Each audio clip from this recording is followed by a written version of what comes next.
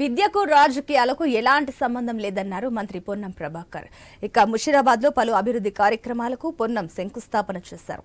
పేద విద్యార్థులకు కార్పొరేట్ కు ధీటుగా ప్రభుత్వ పాఠశాలల్లో విద్యను అందించడం జరుగుతుందన్నారు.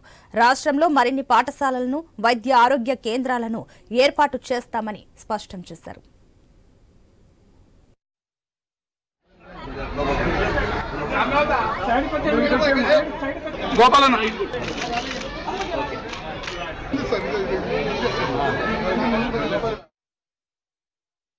మన్నబడి మనబస్తీ అని ఆ పాఠశాలల నిర్మాణాన్ని పూర్తి చేసే విధంగా చర్యలు తీసుకుంటాం ప్రభుత్వం తరఫున.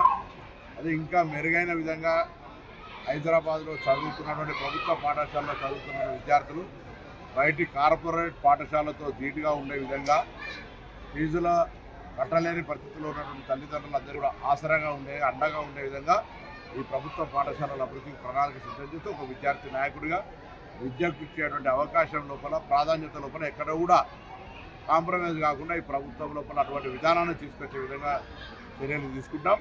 కొనసాగుతున్నటువంటి మన్నబడి మనబస్తీ